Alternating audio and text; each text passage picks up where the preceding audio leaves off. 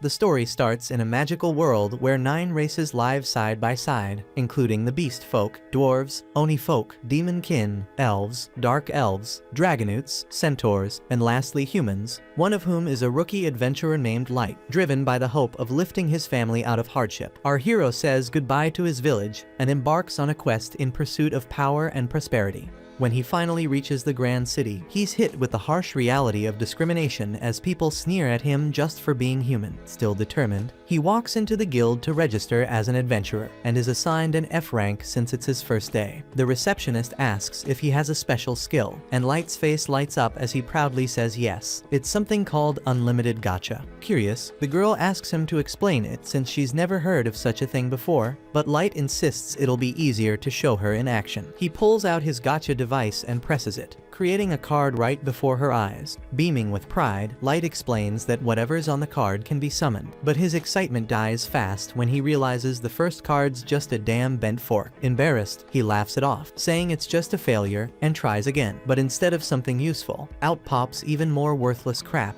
like a rotten apple and a piece of moldy bread. He insists it doesn't usually suck this bad, but she's already over it and just hands him his F rank card without another word. Still fired up, Light rushes to take his first quest. The receptionist points him toward the bulletin board, but the problem is that he can't read. In this world, that's not unusual since most humans barely know their letters. Thankfully, she helps him out and picks a few beginner jobs for him. They're all low paying, but Light doesn't care, because he's ready to work his ass off, and by the end of the day, he's completely drained. He's done several jobs back to back, and all that effort barely got him enough for a single night at an inn. Still, he tries to stay positive, saying that if his gacha can spit out something edible, he'll manage just fine. Then out of nowhere, a group of beastfolk thugs bump into him and start yelling like it's his fault for dirtying their clothes. Before he can explain, they snatch every coin he has, claiming it'll cover the laundry bill. Light pleads for them to give it back because without it, he won't even have a bed for the night, but they don't give a shit. One of them kicks him to the ground, telling him to go sleep in a pigsty, and they walk off laughing. The people around don't even lift a finger to help. Instead, they sneer and call him nothing more than worthless human garbage. Right then, a young woman lifts him up, yet Light notices she's an elf, and he's taken aback. He frantically apologizes for making contact with her, but the woman reassures Light that she will not harm him. Light cannot grasp why an elf would show kindness to a human like him, and the woman even embraces him. Spectators are appalled to witness an elf merely touch a human, and Light is completely stunned. This elf girl soiled her knees just to hold him, so he questions if he's dreaming. The woman assures him that he's not, and the rest of her companions introduce themselves. They state that they are members of the Concord of Tribes. It's the title of their group that represents all 9 races created by the divinity. The beastfolk names himself Garu, and the elf is Sasha. There is also Diablo the Demonkin, Oboro the Oni folk, and Drago the Dragonute. Then comes Nano the Dwarf, Sion the Dark Elf, and Santoru the Centaur. That makes 8 members, so the party reveals that all they need now is a human to complete the set. Light is left speechless, so they clarify that their aim as a group is an honorable one. They want to wipe out racism in the world and build a future where every race stands on equal ground, and they want him to be part of it. But Light cannot believe what he's hearing, so the group's leader steps forward and promises that they mean every word, and just like that, Light agrees to join them, heart full and eyes shining. Sometime later, Light finds himself under attack by enormous serpents, and he has to be saved by Drago. Another creature almost creeps up on him,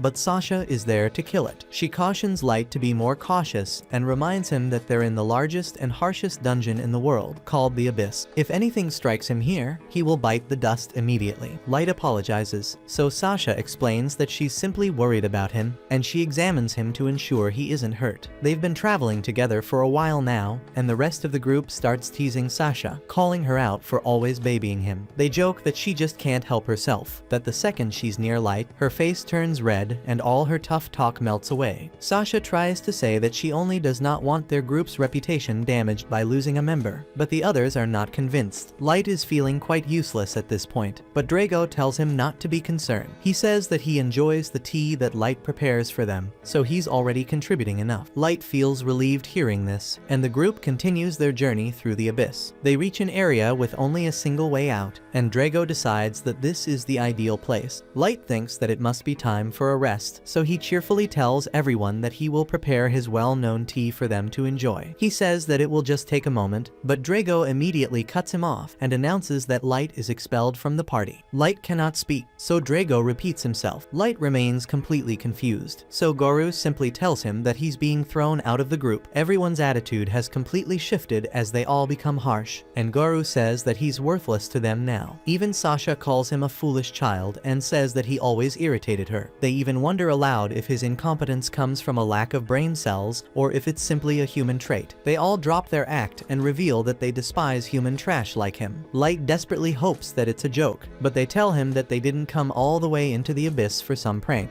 Light points out that they were all so kind to him before, but they admit that it was all fake, as they needed him in their group. It makes no sense to him, so Drago explains that the entire setup was because of Light's ability. This only confuses Light more because his unlimited gacha has always seemed worthless. Drago says that their leaders have been monitoring Light because of his odd ability, suspecting that he might be something called a maestro. The only reason they brought him into the Concord of Tribes was to watch him closely. Light argues that his unlimited gacha is a useless ability because it only produces piles of junk, but that does not matter to them. They already know his power is worthless and his stats are even worse. That is why the leaders have decided that Light is not the maestro, which means he's nothing but dead weight now. The others wish the higher-ups had decided sooner because they hated pretending to like him all this time. Light knows nothing about these leaders or the maestro, but Drago says he's heard enough. It won't matter anyway, as Drago declares that it's time to finish the damn job. Horror crashes over Light as he realizes he's not just being thrown out of the party, because finishing the job means they're going to finish his ass off. That's when it begins, and Garu lunges forward, slicing across Light's face. His whole frame trembles as the brutal truth sinks in, and he bolts in panic. But escape isn't an option as the group tells him there's no way out. He couldn't survive even a single beast in the abyss, so they tell him to just accept his fate. Sasha makes it clear there won't be a chance to run, firing an arrow that pierces through his damn leg. Garu admits how much pleasure he gets from hunting humans, and Sion agrees, saying their freaking screams are like a sweet melody to her. Garu doesn't stop there, and he kicks the shit out of Light. Drago tells him to cut it off, but Goru is eager to keep going, so Sasha reminds him they have to stick to the script. Their excuse is going to be that a monster from the abyss killed Light, so they can't leave behind wounds that say otherwise. Garu steps up to deliver the final blow, telling Light he's been a fun target to beat on, so the end won't be quick. Light crawls desperately across the ground, questioning how it all came to this shit. His hopelessness explodes, and he shouts that he doesn't want to die, accidentally activating a teleport trap. Drago yells at Garu not to let the damn rat slip away, but it's already too late. A few seconds later, Light finds himself elsewhere in the dungeon, but the change in scenery brings no comfort. His injuries are severe, and he knows the moment one of the creatures here finds him, he's done. All he can think about is his family, wondering what led to this. The others had treated him kindly, and he thought they were becoming like comrades after everything they'd shared. But reality is cruel, and the friendship was fake, and they took joy in breaking him. They were thrilled at the thought of watching him die, and they planned to do it with smirks on their faces. Light's heartbreak quickly burns into fury, and he now despises every single one of them, so he promises to wipe them out. That fury lights a fire in him, and his thirst for vengeance refuses to let him fall here. He swears they'll pay, and he'll tear them all to pieces, and take his sweet revenge. But things only get worse as a creature shows up, and Light's eyes go wide as he sees it's level 1000. That shouldn't exist because beasts like that belong in myths. That's when Light realizes the terrifying truth that he's been warped to the very bottom of the abyss itself. There's no freaking chance of escape as the monster closes in, but Light refuses to perish before claiming his vengeance. All Light has to even attempt to resist is his unlimited gacha, so he activates it. Light triggers his unlimited gacha again and again, silently begging for a miracle. He will not surrender because he must destroy those who betrayed him at any price and return to the family he treasures. And by fortune, Light's persistence succeeds, and his gacha blazes with dazzling brilliance like never before. The monster strikes, but it's already too late as Light's gacha produces a new card. A voice proclaims that nothing shall harm its master, and a maiden manifests, completely obliterating the level 1000 creature. This mighty girl clears the wreckage she caused, and astonishingly, kneels before Light. She heals him and quickly apologizes for doing so without without asking his permission first, saying it would be shameful if his handsome features and fair pearl skin were marred by such dreadful injuries. Light is amazed to hear her speak this way about him, and even more shocked to realize that she has healed every wound. The girl asks him to grace her with his name in his fine voice, so Light tells her who he is. The girl calls him Master Light and announces that she will devote her existence to serving him. It is the maid's oath of honor, and she vows her total loyalty to him without hesitation. Naturally, Light wants to know who this mysterious girl is, so she introduces herself as May, the ever-seeking maid, and her level is 9999. What stuns Light most isn't her power, it's that she's a super ultra rare card pulled from his supposedly useless unlimited gacha. But May goes on and on about her undying devotion, even saying she would follow him beyond death itself. Still overwhelmed, Light tries to explain that his unlimited gacha isn't anything special. There's just no way someone like her could have been summoned from such a useless skill. May kindly asks permission to inspect his gacha using her appraisal ability, saying she'll only do so with his consent because it's the proper way for a servant to act, and Light agrees. As soon as she examines it, May is amazed. She reveals that Light's abilities are buried beneath a powerful concealment barrier known as Conceal, and no one below her level would ever be able to uncover it. Then she tells him that his unlimited gacha is anything but trash. It allows for infinite draws, and the quality and rarity of what it produces depend on the mana levels in the surrounding area. She lists the rarity tiers from highest to lowest: extra, super ultra rare,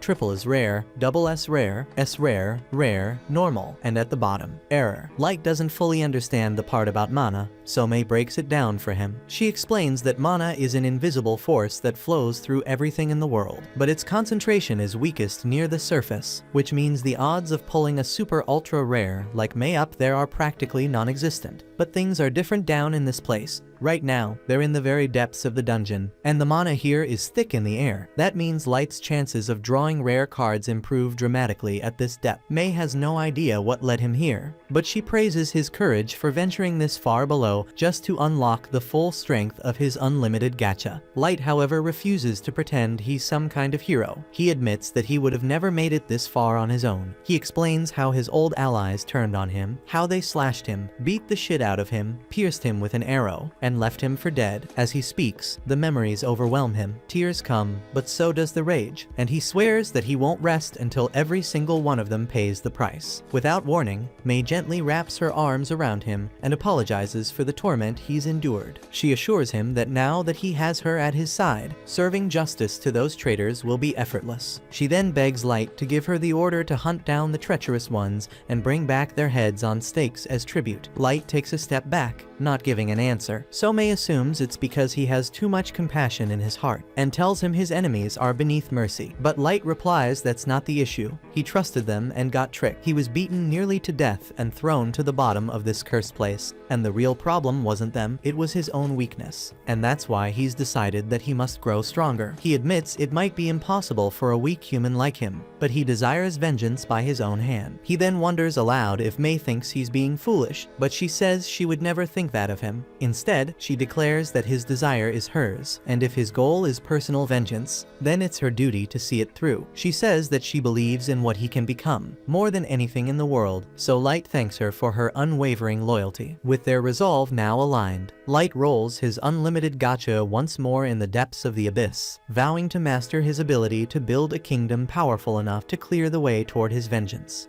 After 3 years, we see that Light has built a massive empire right in the depths of the abyss. Surrounded by his loyal maids, he stands at the center, his calm voice filled with praise as he tells them they've done excellent work once again. In perfect harmony, they bow and express their gratitude toward their adored Master Light. Every one of them seems completely captivated by him, whispering that being near him feels like the luckiest thing that's ever happened in their lives. One overly devoted maid even gushes that she'd give anything just to sniff his feet. Their obsession quickly grows absurd, and May, visibly irritated, requests permission to put them back in line. But Light just waves it off with an easy smile, saying there's no need because they're just showing loyalty in their own way, and allows it to pass.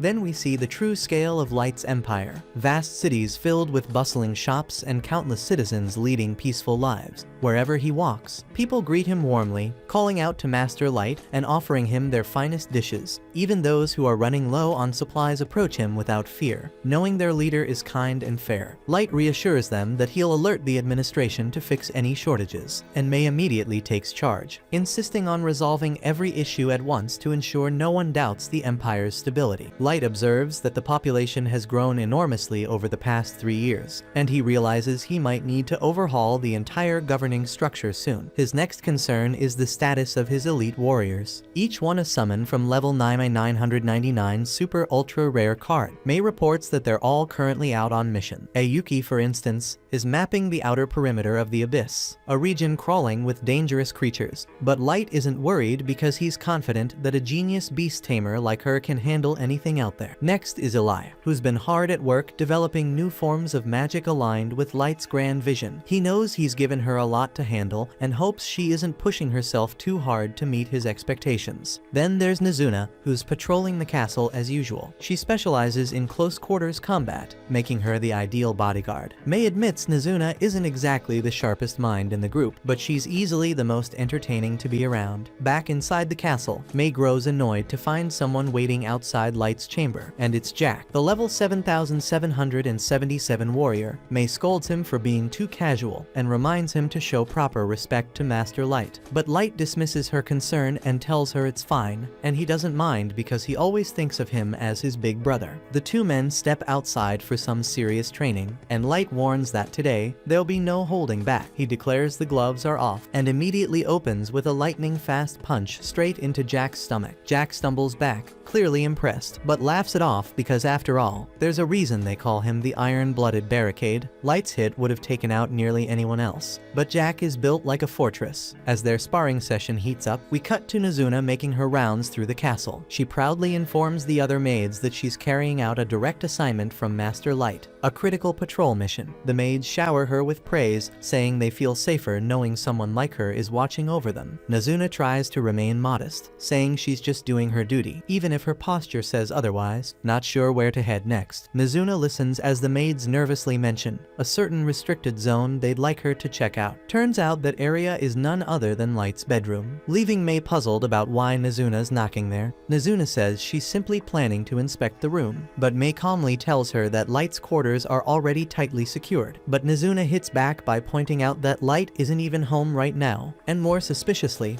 wonders what May is doing inside. May quickly claims she's just keeping busy, as all diligent maids should be, but Nazuna shrugs and lets herself in. Once inside, Nazuna begins to observe the surroundings. Something seems off. The bed is clearly ruffled, as if someone had been flopping around on it. Even stranger, there are impressions on the pillows like someone was lying down, kicking their legs, and sniffing. May doesn't flinch and calmly says this is part of her specialized bed-making technique. She claims it's a top-secret method, not to be shared. Nazuna, completely convinced, gasps in admiration. She praises May's incredible skills and says she truly deserves her position as Light's first ever summon. But Nazuna didn't come empty-handed. She also delivers a message from the other maids. They're fed up with May monopolizing access to Light's room. The note says the maids demand fair cleaning rights, and that a formal petition has already been launched to remove May as head maid. They accuse her of tyranny and sign off the letter with a sharp "get wrecked." Nazuna offers to help however she can, but May politely declines, saying it's her job to handle this uprising herself. She thanks Nazuna for relaying the message and even slips her a tip, which leaves Nazuna beaming with joy. Nazuna immediately rushes off to splurge her reward money at a local vendor that just restocked with a fresh batch of irresistible treats. She refuses to waste her coin on anything average because what her stomach truly craves are those glorious milk and pancake sandwiches. With no hesitation, she shoves the snacks into her mouth, completely lost in flavor heaven. And that's when she stumbles upon Aoyuki inside the castle. Confused, Nazuna asks why Aoyuki is back so soon because she was supposed to be exploring the forest perimeter of the Abyss. As always, Aoyuki replies in a series of cat-like meows. Unfortunately for her, Nazuna doesn't speak meow the way Light does. Ever confident in her own brilliance, Nazuna attempts to interpret her cryptic words, but her guesses miss the mark entirely. First, she asks if Aoyuki needs help chopping down trees to clear the scouting path, but the answer is clearly no. Then she wonders if Aoyuki might have run into some kind of monster that was too tough to handle, but that's not it either. Nazuna eventually acknowledges that while Aoyuki was summoned before her, she still looks older and stronger, so with full confidence, she tells Aoyuki that if she's ever in trouble, she should feel free to rely on her. Tired of the guessing game, Aoyuki finally drops the act and speaks normally, explaining that she completed the mission without any issues. She didn't encounter a single threat and came back simply to deliver her portion of the completed map. Back inside the castle, Nazuna finishes up her patrol with pride, though she's a little down that she hasn't seen Master Light all day. After making sure she's alone, she sneaks over and climbs onto Light's grand throne. She reflects on how effortlessly cool he looks whenever he sits there, and quietly wishes he were here now. But her fantasy is abruptly shattered when she accidentally snaps off a small piece of the throne's angel wing. In full panic mode, she slaps the broken part back on, hoping it stays, then bolts from the room in a full sprint. Meanwhile, out near the training grounds, Light and Jack are still exchanging blows, but eventually agree to wrap up for the day. While catching their breath, Jack comments that Light has practically mastered the art of turning his entire body into a weapon. But Light, as humble as ever, credits Jack for being a great teacher. The intense sessions have transformed Light into a powerhouse, and Jack admits that there are only a handful of beings in the Abyss that could even stand a chance against him now. The Abyss is home to the most fearsome creatures on the planet, meaning that if so few can rival Light down here, even fewer can challenge him on the surface. But Jack isn't saying this to brag. He's reminding Light of an important truth: stronger foes still exist out there. Light takes the warning to heart, and he knows the surface world is full of unknown dangers, and he vows never to grow complacent. He'll survive no matter what it takes because his mission for vengeance still isn't over. In another room, May gathers the maids for a meeting, but they all pretend they have no idea why she summoned them. May calmly recites every word of the message they sent her, including the final, "Get wrecked" line. Instantly, the group starts apologizing all at once. None of them know what to say, so they scramble for excuses. One of them claims they were just trying to help because May is always so overworked, and the others chime in, saying their intentions were good. But none of that explains the last part of their note, and worst of all, they had the nerve to send Nazuna to deliver it instead of facing May directly. Their so-called unity crumbles in seconds as they start blaming each other. But May shuts it down, and she firmly rejects their request to be allowed inside Light's room. Instead, she assigns them a different task: cleaning the corridor that leads to the throne chamber. And just to drive the point home, she orders them to scrub it all manually, without magic or shortcut. The hallway is ridiculously long, and the maids groan that it'll take forever. But May doesn't budge, and she reminds them that she'll be heading to the surface soon on a special mission for Master Light, so she expects them to keep everything spotless while she's away. Meanwhile, in the market, Nazuna stares dreamily at a sleek-looking weapon on display, muttering that she wishes she could buy something that cool. Ellie suddenly shows up behind her, surprised to find her hanging around the shop. Thinking Nazuna's probably there for sweets again, she's surprised to hear that Nazuna's just admiring a pair of battle gloves. Nazuna thought Ellie would be off doing fieldwork or overseeing repairs like usual, but Ellie casually says she's on break today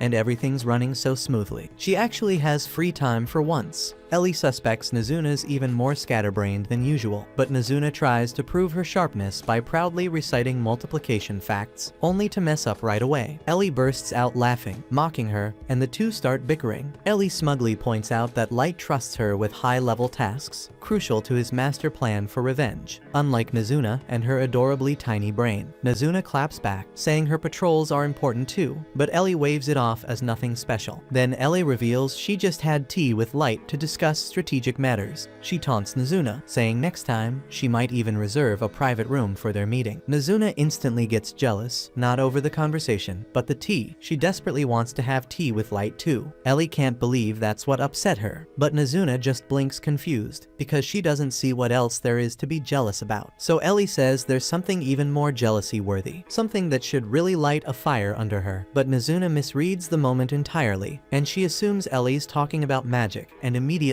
offers her support, thinking Ellie might be worried about not being able to fight without spells one day, and she promises to protect her if that ever happens. Left speechless, Ellie just sighs and says sure, she'll take her up on it. Nazuna skips off, happy as ever, ready to resume her patrol. Ellie watches her go, thinking to herself that there really is no one else quite like Nazuna. Elsewhere in the castle, the four maids gripe about how they ended up in trouble despite having what they believe was a perfectly valid complaint about their supervisor. The problem is that she is the supervisor, and May is practically untouchable, powerless to act against her. They all sulk, dreaming about how nice it would have been to be the ones cleaning Master Light's room. The conversation quickly derails as one of them says she'd bury her entire face in his bedsheets just to catch his scent. As usual, the girls girl who always takes things too far goes way over the edge, saying she wants to lick every utensil he's ever used. The others immediately call her a freaking freak, but after a moment of hesitation, they all sheepishly admit they'd probably do the same. Their thoughts wander to Mei's seniority because after all, she was the very first one Light summoned. It wasn't until 3 months later that Aoyuki appeared, and they can't stop imagining what might have happened between Light and Mei during that time, and their imaginations spiral out of control. Light is pure, innocent, and sometimes completely clueless, and the idea of a young boy and girl being alone together in a death trap of a dungeon makes them sick with envy. They feel so jealous. They wish they could channel that emotion into an actual curse to put on Mei. They try, but all freeze in horror when Mei suddenly appears behind them. They had all assumed she'd already left for her surface mission, but apparently not. Mei tells them she caught wind of them chanting "die" repeatedly and has come for an explanation. Instantly, the girls change their tone, pretending to be nothing but loyal underlings. But Mei isn't fooled in the slightest. Eventually, they confess, admitting their envy got the better of them. What they really resent is the fact that Mei got to spend so much one-on-one time with Light. Mei tells them she has no obligation to share what happened during those 3 months, but since she's feeling charitable, she'll humor them. She reveals that during that time, Light didn't spend a single moment doing anything remotely romantic or questionable. He buried himself in study, devouring every book he could find and practicing martial arts non-stop, because he was entirely consumed by his goal of growing stronger. As for all the depraved fantasies the maids cooked up, none of them came even remotely true. Mei admits that lately, she had been feeling like she might have been too strict, that maybe her leadership had been a little unreasonable. She was even considering lightening their workload. But now, after hearing what they were plotting, she realizes she was way too lenient. Not only will they be scrubbing the hallways by hand, but she's adding the throne room to their task list as well. The girls groan in despair, realizing that will take an eternity, but Mei coldly remarks that, given how much time they spent badmouthing her, they clearly have plenty to spare. Her tone shifts from casual to commanding, as she tells them to acknowledge the order immediately. The maids have no choice but to salute and get to work, grumbling as they go. But just as they begin cleaning, disaster strikes. The broken angel wing on Light's throne, previously reattached in a panic by Nazuna, snaps off and hits the floor. Inside her room, Nazuna stretches out with a sigh of relief, proud to have completed another day of keeping the peace. Still, there's a lingering disappointment in her chest because she didn't get to see Light at all. More than anything, she wishes he'd finally give her the order she's been waiting for. She wants to be sent to the surface, so she can destroy everyone who dared to betray him. She eventually calmed down, hoping she could see him the next morning, and fell asleep with that wish in her heart. The following day, Light steps outside the castle and finds the usual scene,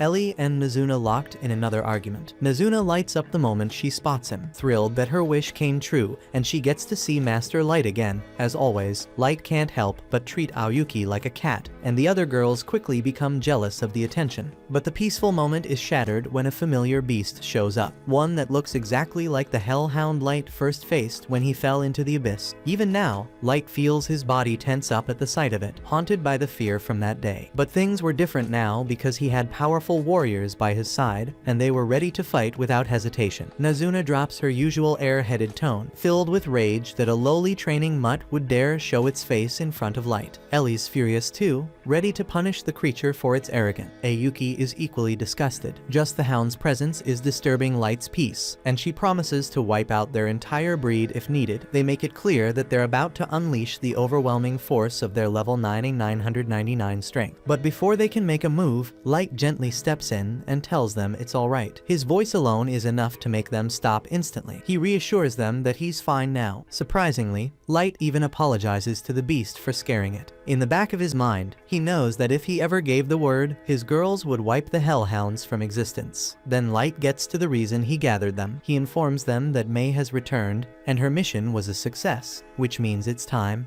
Their target has fallen right into the trap, and now they move to phase 2. The girls are a bit annoyed that Mei got to take the lead, but they're just as fired up knowing they're finally moving forward. Light turns and leads them forward, declaring that the first dish of his long-awaited revenge is finally ready to be served. Far away, in the City of Wolves, one of Light's targets, Garu, strolls through the streets. The people cheer for him like he's a hero, blissfully unaware that vengeance is already on its way. The villagers are obsessed with Garu, to the point where one of them even jokes that he should marry his sister. They heap praise on him non-stop, and Garu laps it up without shame. He soaks in the attention, strutting around like a celebrity and telling everyone to clear the way for a legend.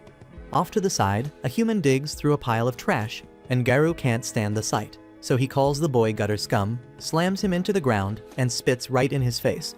Like most beast folk, Garou holds nothing but contempt for humans, and he tells the boy to vanish and makes it clear he better never show up in front of him again.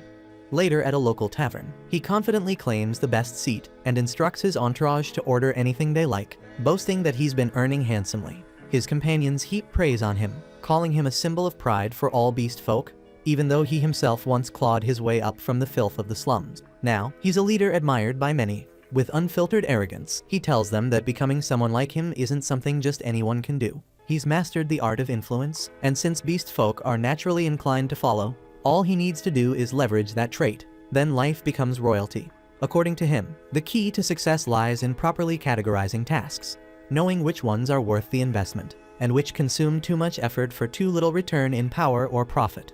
One of the less intelligent beast folk brings up an old job Garou took 3 years ago involving the Concord of Tribes, asking whether it had been lucrative. Another companion scolds him for prying, but the wolf-like leader answers calmly, stating that the federation they worked for had bound them by oath, making it impossible to reveal any specific details. He recalls, however, that it was the easiest and most profitable mission he'd ever taken.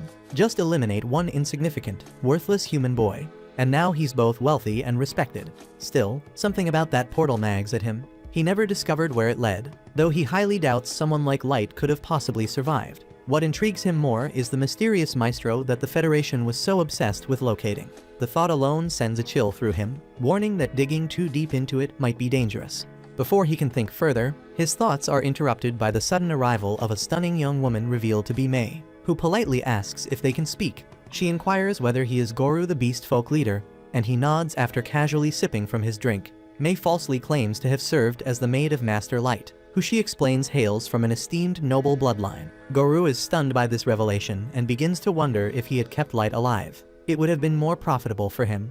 Mei continues her deception, claiming that she has been searching for Light for the past 3 years, and that every clue she followed led her to this country, the very place where he was last seen traveling with a new party. Garou casually admits that he was indeed part of that group and confirms that Light had been among them. Mei's eyes glisten as she feigns sorrow, saying she heard rumors that Light perished inside the dungeons and was never seen again.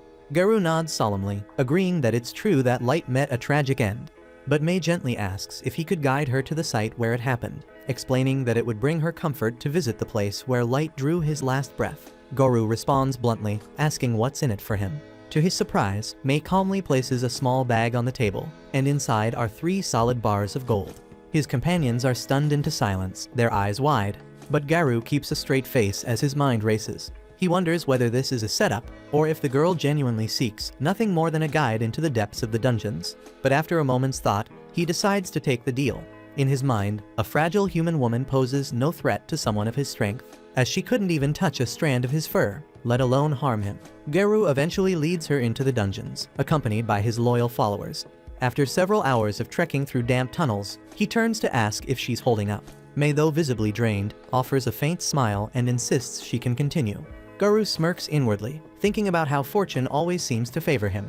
He plans to rob her of her gold once they arrive, and then defile her right there, over the grave of the man she mourns. Finally, they reach the cavern where Light had once been abandoned and left to die. Garou gestures ahead, claiming this is the spot where Light met his unfortunate fate. He spins a false tale about a group of monsters ambushing them, saying Light didn't have time to flee, was torn apart, and then triggered a teleportation trap and was never to be seen again.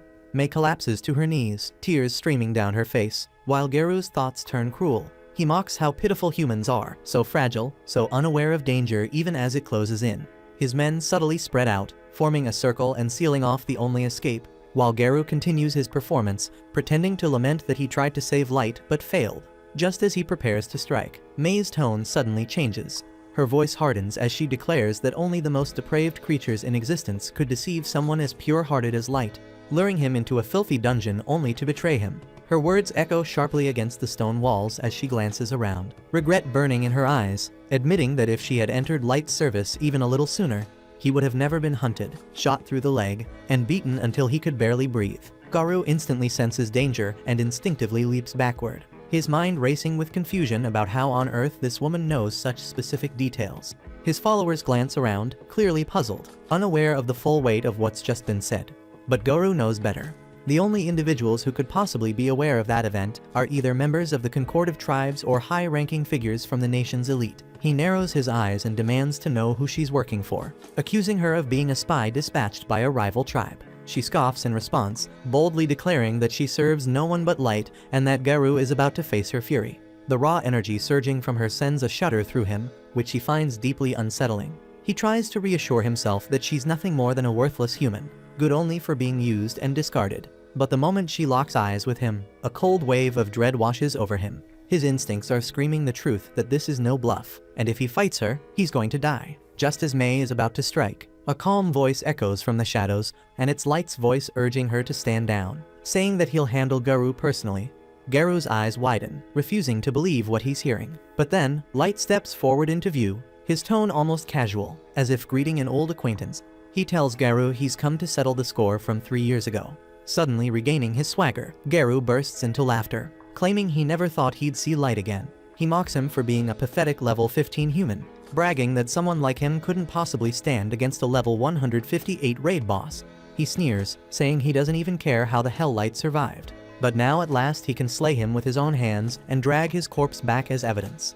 Light exhales softly, asking if Garou isn't at least curious about who May is, or how powerful she really might be. Garou shrugs it off, admitting that he has no clue about the true strength of this so-called maid. But he's absolutely certain that weak little humans will never measure up to beast folk like them. He boasts that all his men are above level 130 and that they'll crush them with overwhelming force. Without further delay, he gives the signal to attack. 2 of his subordinates rush toward Light at full speed, weapons drawn, ready to strike him down. But in an instant, May intercepts them, appearing before they even blink. Their heads fall cleanly to the ground in the same spot, while their bodies collapse in silence. She coldly warns that anyone who dares to threaten Light will lose their life, but Light calmly instructs her to fall back and block all the exits because this time, he wants to have a little fun himself. Garou's men start to lose their nerve, unable to comprehend what they've just witnessed. But Garou quickly tries to get them back in line, brushing it off as nothing more than a cheap parlor trick she pulled, nothing real. Light looks at him and asks if he still honestly believes humans are weaker, if it ever crossed his mind that humanity might be the most powerful race of them all. Garou bursts into laughter, proudly flexing his level, as if that ends the conversation. But Light calmly responds, saying that a level is just a number, and it means nothing when it comes to true strength. Garou's patience snaps, and with a furious roar, he and all his cronies launch themselves at Light in full force. But to their shock, Light doesn't flinch and stands as still as a mirror's surface. Then in an instant, he erupts into motion, parrying every strike and flooring each of the beast warriors in flawless succession. One by one, they crash to the ground, dazed and breathless. Light steps toward Garou and asks him again if he still thinks humans are weak. But Garou, consumed by pride, refuses to accept defeat. Gritting his teeth, he pushes through the pain, vaults back to his feet, and shouts that no human could ever rival him. Determined, he pulls a glowing magic crystal from his pocket and slams it onto the floor, summoning his familiar, an enormous level 500 wolf monster. Light watches calmly and asks if that's truly the best Garou can do. But Garou assumes he's stunned into silence and mocks him, urging him to start begging. Light doesn't budge and tells Garou to go ahead and strike, promising not to take a single step from where he's standing. Enraged, Garou commands his beast to unleash a blast so devastating it could obliterate an entire city block. The explosion rocks the dungeon, and a cloud of dust swallows everything. But when it clears, Garou's expression freezes in disbelief. Light stands exactly where he was, untouched, not even a scratch marring his robes. Light smirks, mocking him for giving that overblown attack such a grand name when all it did was stir up a little dust. Garou is too stunned to reply, and now his men are visibly trembling, some barely able to hold themselves together. With a quiet confidence, Light announces it's his turn. He reaches into his coat like he's in the middle of a duel and pulls out a card just like in a trading card game. He plays the legendary level 9000 ultra rare card, the Primal Wolf Divinity. The divine beast materializes behind him, radiant and ethereal, leaving the beast folk dumbstruck. Light gives a simple command, eliminate Garou's familiar. But instead of firing off a dramatic explosion, the divine wolf exhales gently, and that breath alone is enough. Its divine essence freezes Garou's massive wolf solid and then shatters it into gleaming fragments, right in front of its stunned master. Garou stands frozen, mind spiraling, unable to accept that his level 500 monster was destroyed in an instant, without even a real fight. But Light simply shrugs, telling him that he could have crushed the beast himself if he'd really wanted to. Then, as the final blow to Garou's pride, Light reveals his own level maxed out at 9,999. Garou begins to stammer, his whole body trembling as he mutters that this simply can't be real because humans aren't supposed to exceed level 100. And if Light were truly the same human from 3 years ago, he should have aged by now. Light calmly explains that he wears an age ring to halt his physical growth, a reminder of who he was and the day he was betrayed by the lowest form of filth to ever walk the earth. At that moment, Garou realizes his fate is sealed. He stands no chance, none at all, against the monster that Light has become.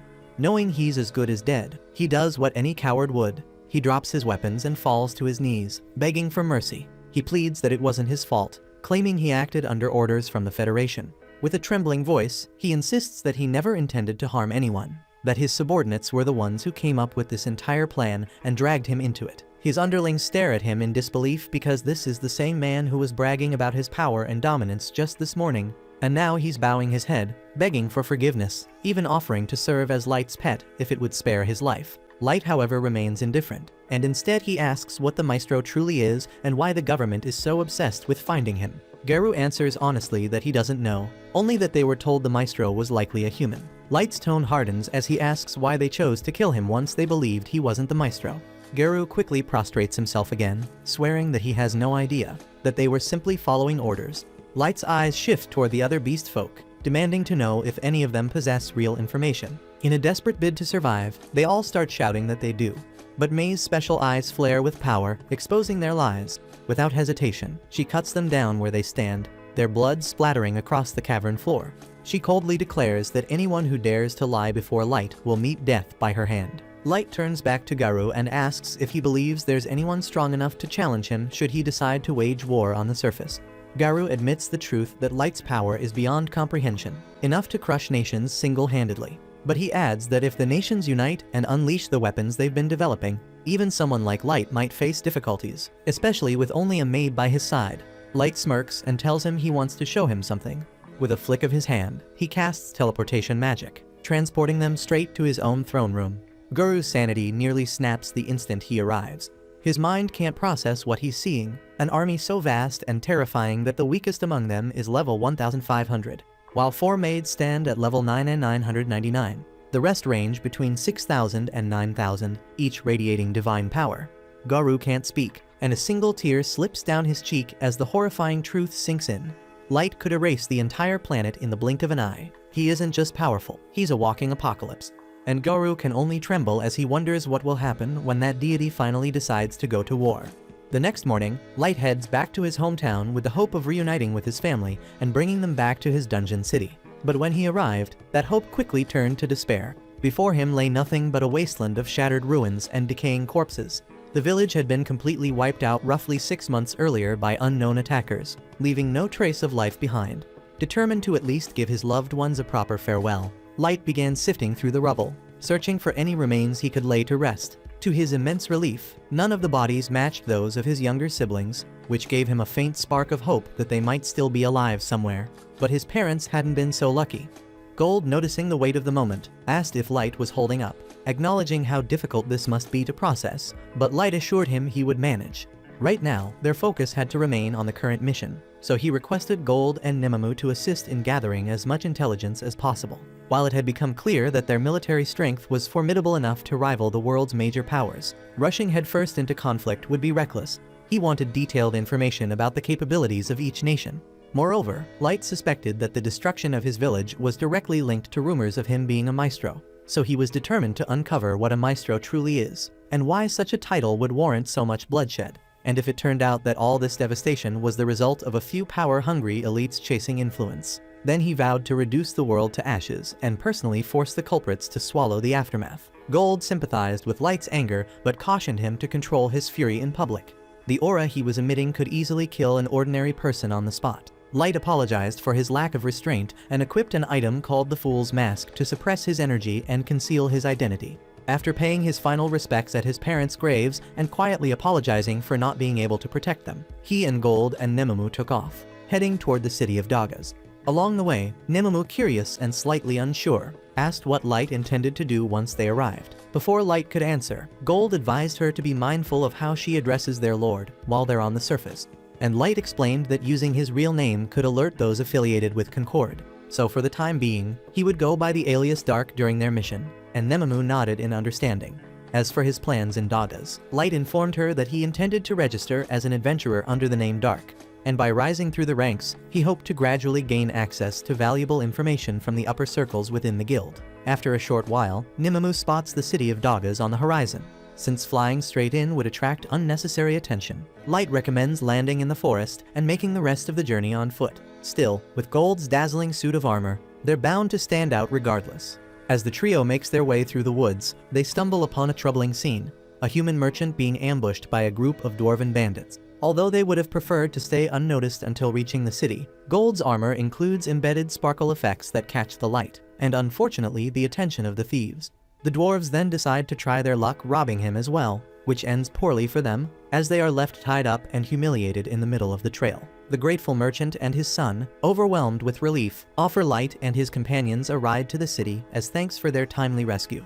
During the trip, the boy can't stop talking about how incredible Gold was in battle, admitting he'd never seen anyone take down dwarves with such ease. His father guesses they must be a well-known team of adventurers, but Light clarifies that they haven't even registered yet.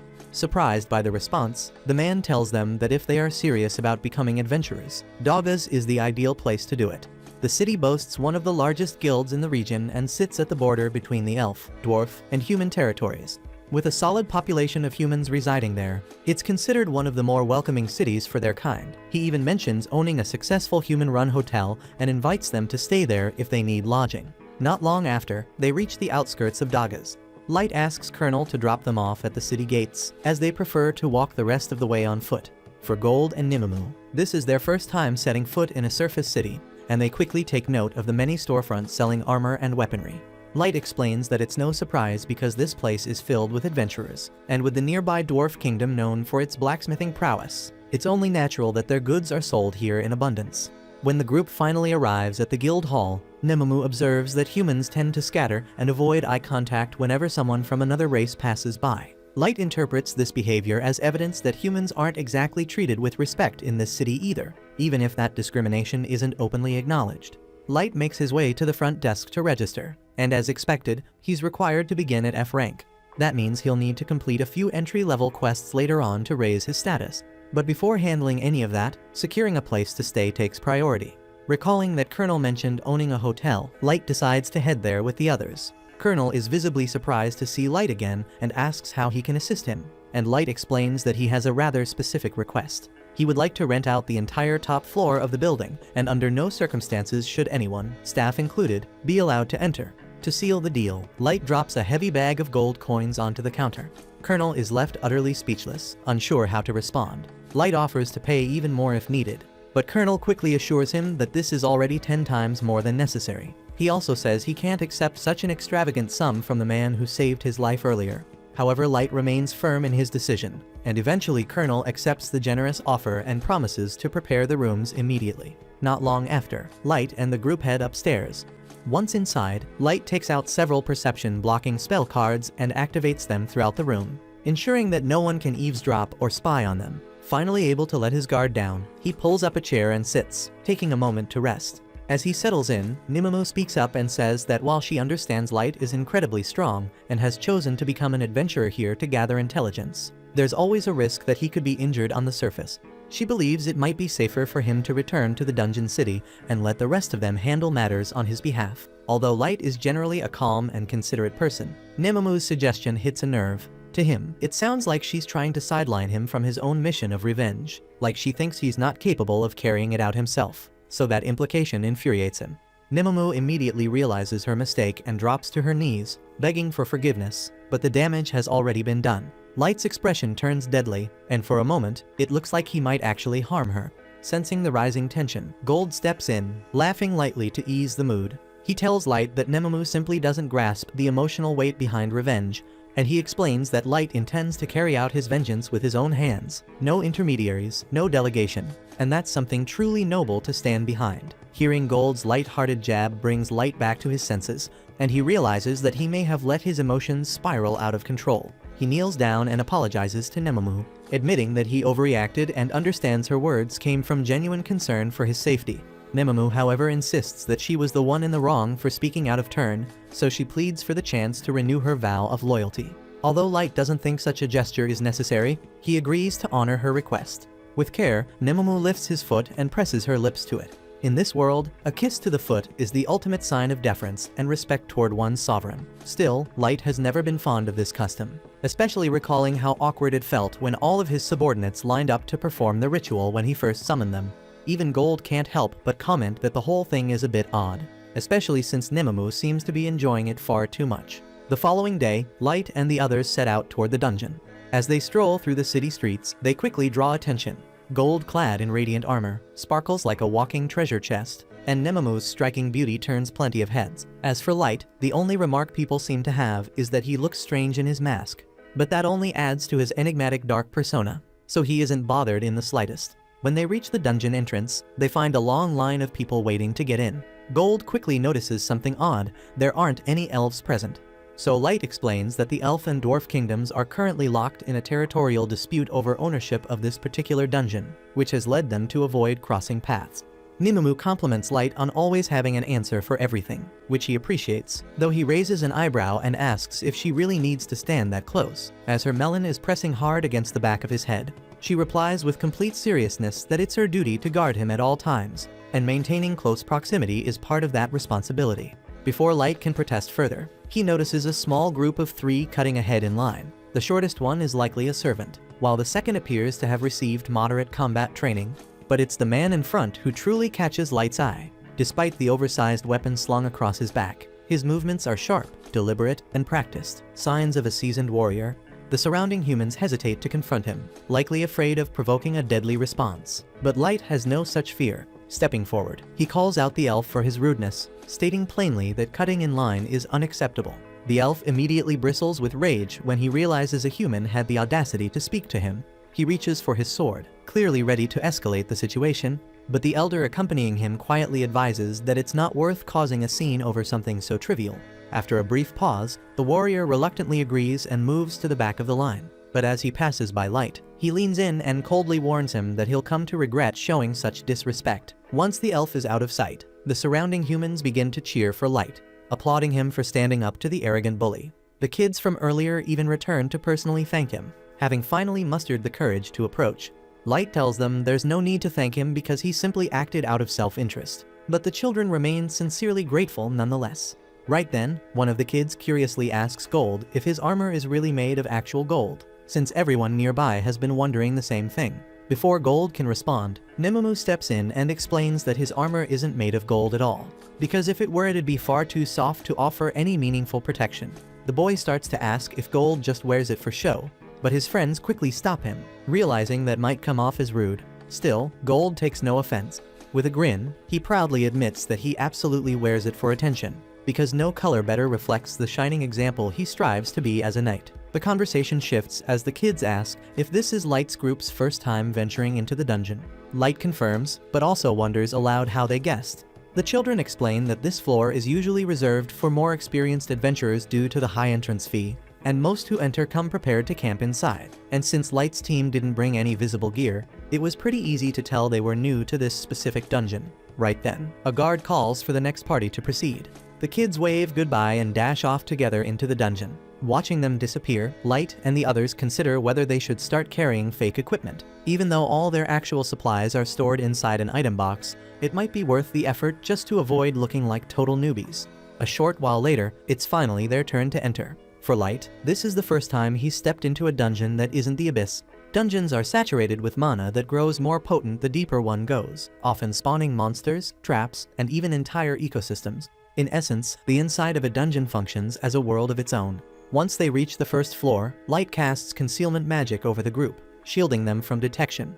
And with that, they begin flying together toward the second floor. At the same time, the elf from earlier is furiously venting his frustration on a pack of orcs. unable to accept that a mere human had the gall to speak to him so casually. His name is Kaido, and he loudly declares himself a legendary hero of the Elf Kingdom, boasting that the blood of a maestro flows through his veins, making him deserving of reverence.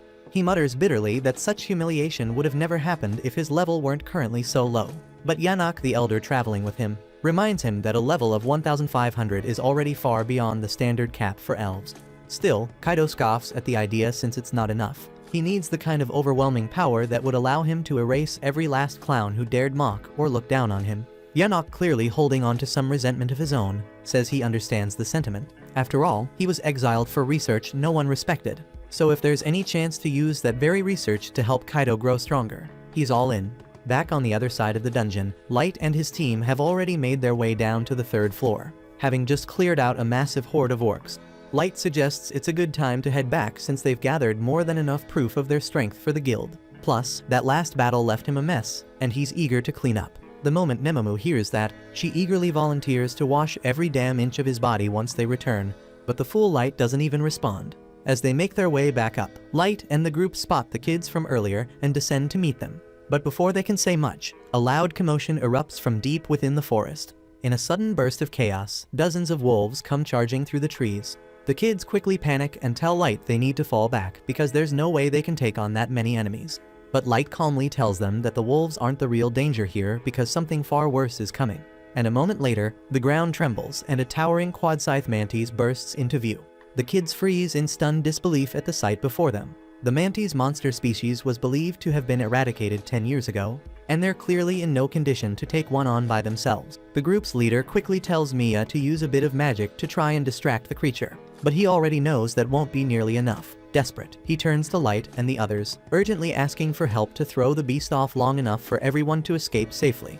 But when Light hears they're planning to retreat, he casually asks if that means they won't mind if he claims the kill himself. The kids look at him like he's insane since a mantis of that size has to be at least level 500. Still, Light calmly assures them there's no reason to panic because he and his companions are more than capable of handling it. Gold then steps forward to land the first strike. But to his surprise, the mantis blocks several of his blows with minimal damage, meaning its claws must be a lot tougher than he expected. Light steps in next and fires a blazing arrow directly at the mantis. But just before it hits, the mantis redirects it and sends it flying back toward him. Watching this unfold, the kids begin to worry that Light and the others might be in serious danger. So they urge Mia to hurry up and cast her spell. But she's too stunned to concentrate because she just witnessed Light unleash a high-grade combat spell without even chanting, and she had no idea that was even possible. Since the rest of the kids aren't familiar with magic, they can't really tell what counts as impressive, so they don't know whether to intervene or stay back. But Gold tells them it's better if they sit this one out, and to top it off, he offers them a brief lesson in what it means to be a true knight. For starters, he explains that a shield isn't just for blocking, and as the mantis lunges at him, he pivots and flawlessly counters the attack, completely destroying one of its claws. He then adds that a knight must never miss an opening, and with the mantis still reeling from the blow, Gold moves behind it and slices off one of its legs.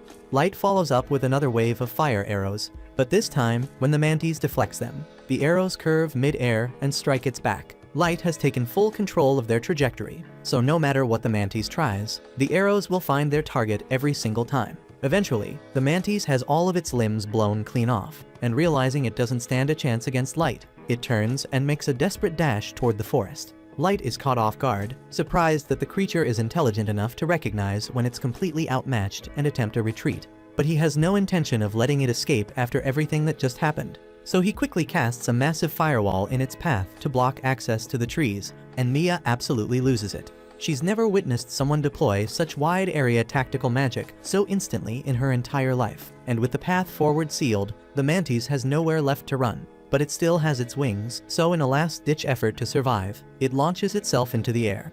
But before it can flee, Nemamu leaps skyward after it and effortlessly shreds it to bits mid-flight. After she lands, Gold tells her she messed up, which really irritates her since she thought she was doing exactly what Light wanted, destroying the monster. But Gold explains that she also obliterated all the valuable parts, which means there's nothing left to sell once they return to town. Realizing her mistake, Nemamu immediately starts begging Light for forgiveness, but he assures her it's not a big deal. Off to the side, the kids are still frozen in place, unsure if they really just witnessed a human take down a quad-scythe mantis, or if they collectively hallucinated the whole thing. And after a few minutes, as they dig through the remains, they stumble upon the mantis's magic gem.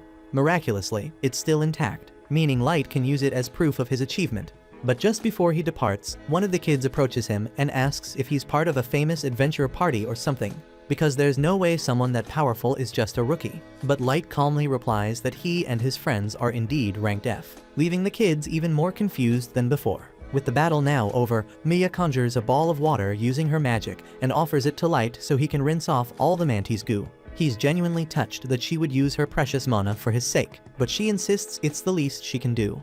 Since the sun is starting to set, the leader invites Light and the others to camp with them for the night. Not just because it's dangerous to travel in the dark, but also because Mia is dying to chat about magic with Light. And since there's no real downside to staying, Light agrees. Then, while the group is gathered around sharing a meal, Mia starts bombarding Light with all kinds of questions about his past. But since he obviously can't reveal his real background or future goals, he improvises a story and claims that both of his parents were exceptional mages, which explains why he's able to cast spells without needing incantations. That explanation seems to satisfy Mia, but her brother still doesn't get what's so impressive about it. Hearing him say that, Mia launches into a passionate rant about how insane Light's magic really was. She explains that there are 3 primary classifications of magic. First, there's combat class magic, typically used against individual enemies. Then there's tactical class magic, which can affect a broad area, like the firewall Light cast earlier. And finally, there's strategic class magic, capable of impacting the world on a much larger, even global scale. That includes cataclysmic spells like triggering earthquakes or calling down meteor strikes, which usually require a team of elite mages to pool their mana and recite lengthy incantations in unison to even attempt. While other races can cast powerful magic with relative ease, it's extremely rare for humans to reach that level. That's why Mia was so stunned to see someone like Light pull off a spell of that caliber so effortlessly.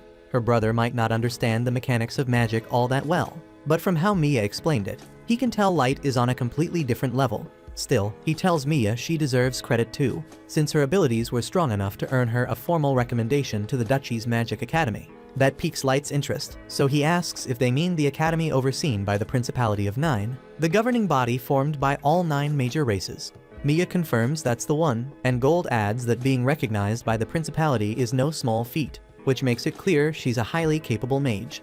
Her brother agrees, but says their circumstances made things difficult. Both of their parents passed away during a plague, and without the money to afford academy tuition, they had to form an adventuring party with their childhood friends, Gimra and Wordy, just to survive. Currently, their main objective is to earn enough through dungeon runs to eventually send Mia to that academy. But Mia says she's already happy just being able to travel with the people she cares about, so they don't need to go to extreme lengths for her. Her brother promises not to do anything reckless, and watching the two of them talk like that brings back memories for Light, specifically of the moments he used to share with his own younger sister. Right then, Mia and her brother ask Light what inspired him to become an adventurer. So sticking to his cover story, he tells them his parents died in a fire, and he was left with severe burns, prompting him to search for a rare magic potion that could heal his injuries. The story sounds so tragic that everyone falls silent, unsure of how to respond. Sensing the awkward tension, Gimra decides to break it by abruptly asking if Gold and Nimumu are a couple. Nimumu immediately bristles and snaps that she would never, under any circumstances, date someone like Gold. Gold, on the other hand, remains composed and casually replies that he has no interest in dating a woman as immature as Nimumu.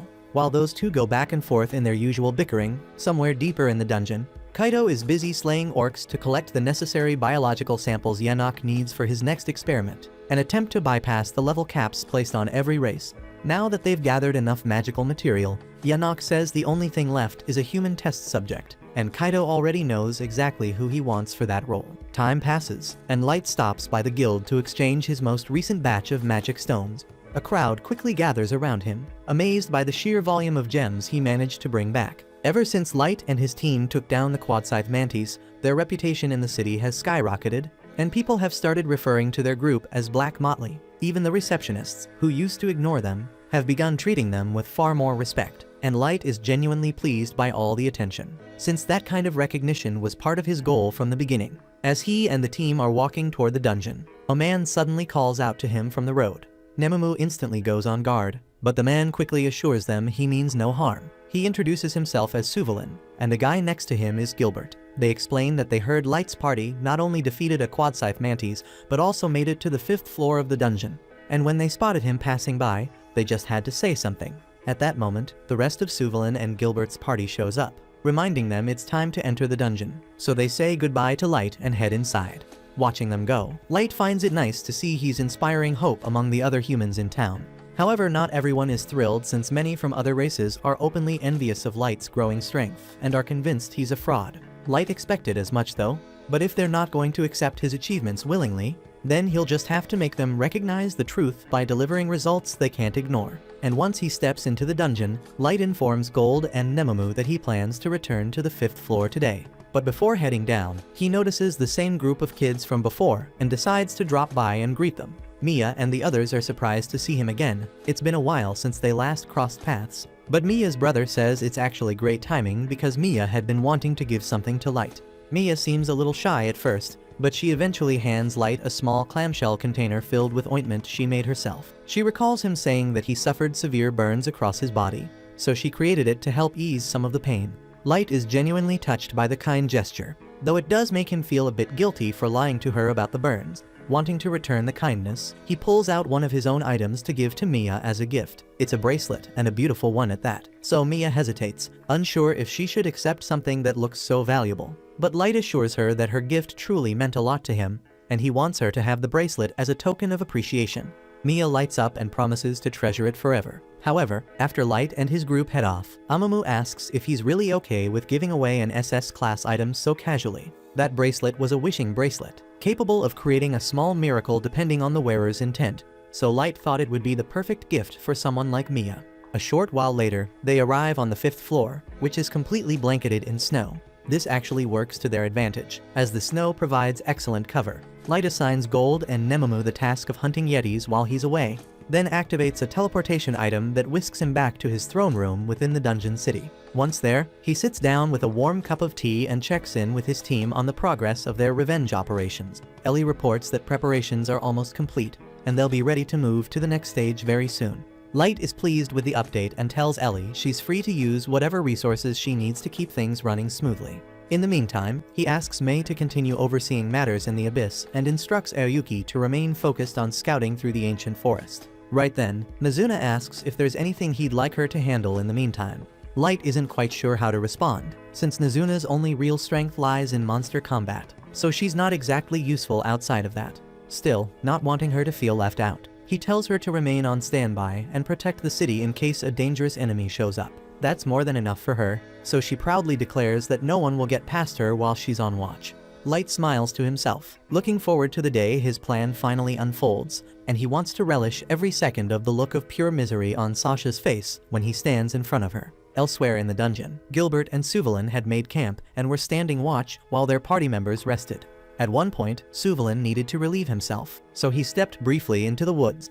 But when he returned, what he saw was horrifying. Gilbert's severed head lay on the ground, with Kaido standing calmly over the corpse.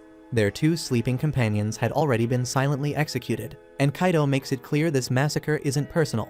It's fueled entirely by his deep-rooted hatred for the human race.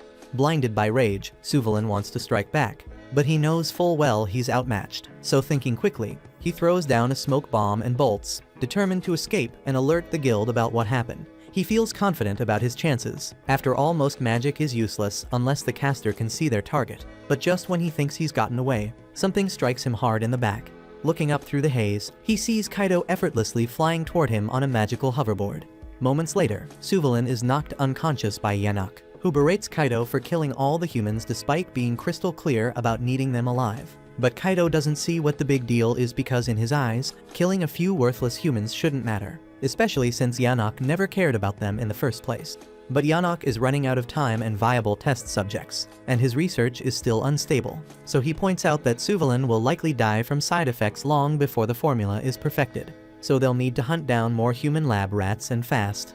After some time on the surface, we see Nemamu is in the middle of a tense back and forth with the guild receptionist, trying to push for Light's promotion. While the receptionist is well aware of how strong Light really is, she points out that they already bent the rules once to promote him from F rank to D rank recently, and not enough time has passed for them to justify another exception. That said, she adds that if Light pulls off something truly outstanding again, the guild will have no choice but to advance his rank, so Light decides that he's going to make it happen.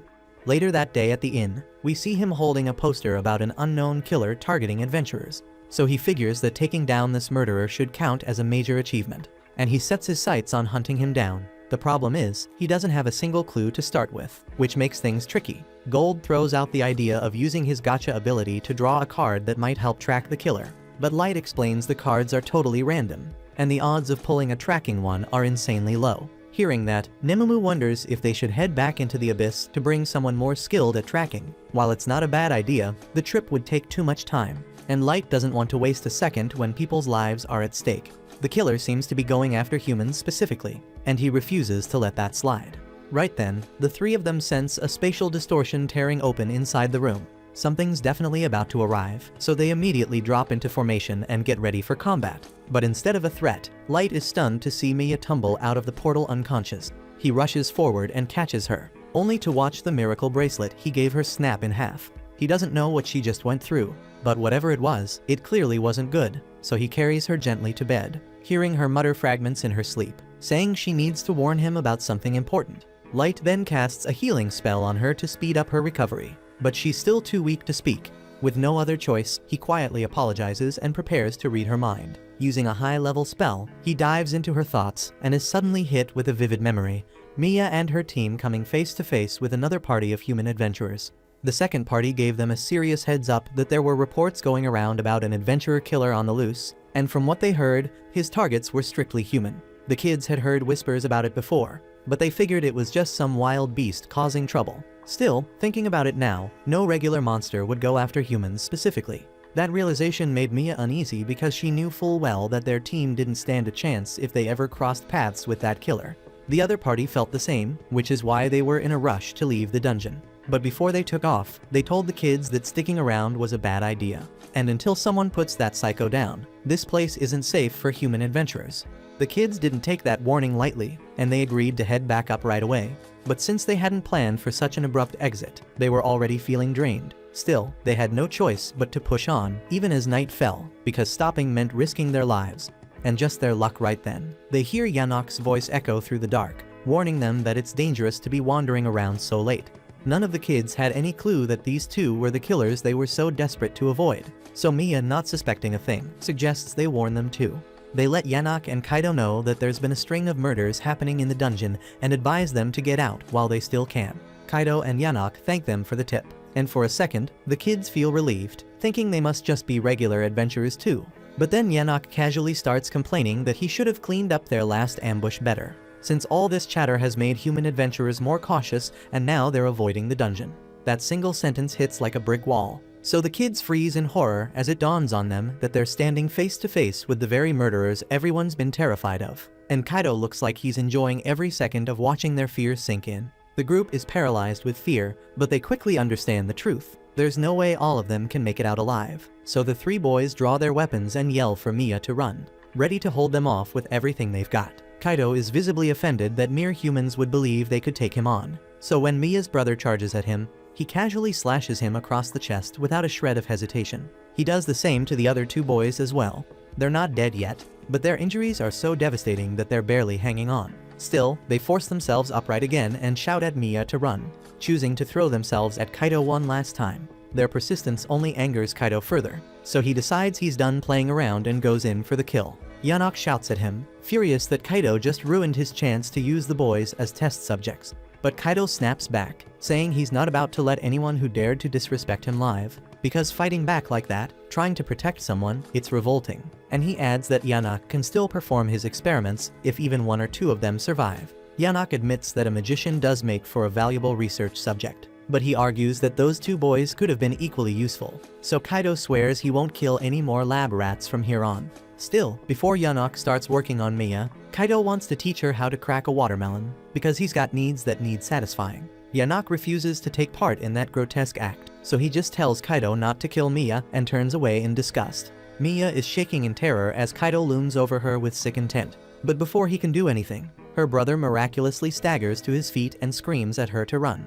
Yanok is astonished that the boy is still breathing with wounds like that. Exactly the kind of resilience he needs in a subject. So he orders Kaido to make sure the boy is taken alive no matter what. The boy's body is nearly shutting down, but he doesn't care. All he's thinking about is giving Mia a chance to escape. He screams at her one more time to run, and even though she doesn't want to abandon him, she realizes this might be her only window. So with Kaido briefly distracted, she turns and sprints away. The moment Kaido notices she's escaping, he gets ready to chase after her, only to be intercepted by Elio's desperate attack. Elio doesn't stand a chance of hurting Kaido, but the move is enough to stall him and buy Mia a few extra seconds. Kaido is itching to finish off Mia's brother once and for all, but Yanok reminds him yet again that he needs the boy alive, so Kaido restrains himself from making a fatal move. While Elio staggered in place, his lips moved in a whisper, running through every strategy he could think of to buy Mia more time. His thoughts drifted back to a lesson he picked up from Gold during their first encounter.